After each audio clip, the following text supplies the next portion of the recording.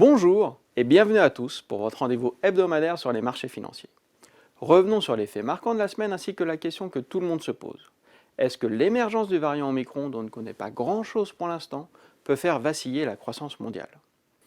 À l'heure où le variant Delta regagne en vigueur dans le monde, des voix discordantes se sont fait entendre sur l'efficacité des vaccins existants contre ce nouveau variant.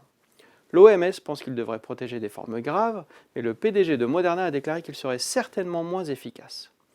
Quoi qu'il arrive, les laboratoires ont indiqué que si besoin, de nouveaux vaccins pourraient être disponibles en début d'année prochaine.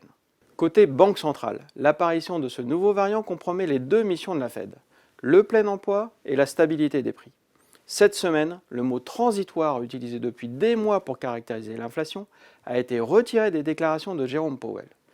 Il précise par ailleurs que le calendrier du tapering pourrait être accéléré au regard de la solidité de l'économie et des pressions inflationnistes au plus haut.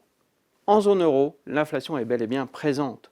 Elle a atteint un record de 4,9% sur un an en novembre, ce qui met à mal le discours de la Banque centrale européenne sur le caractère provisoire de la flambée des prix. En Chine, l'indice PMI manufacturier est tombé à 40,9 en novembre contre 50,6 le mois précédent. La deuxième plus grande économie du monde qui a connu une reprise impressionnante après la pandémie de coronavirus est désormais aux prises avec un ralentissement de son secteur manufacturier, des problèmes d'endettement sur son marché immobilier et de la reprise de l'épidémie de coronavirus. Alors, quel impact sur les marchés financiers cette semaine? Sur le marché obligataire, les emprunts d'État retrouvent leur rôle de valeur refuge dans cet environnement où le risque sur la croissance mondiale prédomine par rapport au discours beaucoup moins accommodant de la part de la Banque centrale américaine.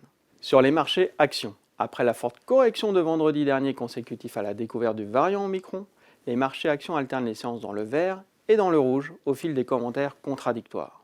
Quant au marché américain qui avait résisté la semaine dernière en raison de Thanksgiving, il accuse sa plus forte baisse sur 2 jours depuis octobre 2020 à l'annonce mercredi du premier cas confirmé aux États-Unis.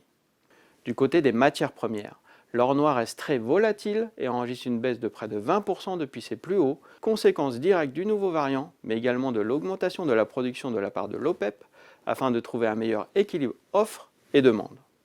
Les points de vigilance seront les chiffres officiels de l'emploi aux États-Unis ce vendredi, ainsi que les nouvelles en ce qui concerne l'efficacité des vaccins et l'évolution de la 5e vague. Bon week-end à tous et à vendredi prochain.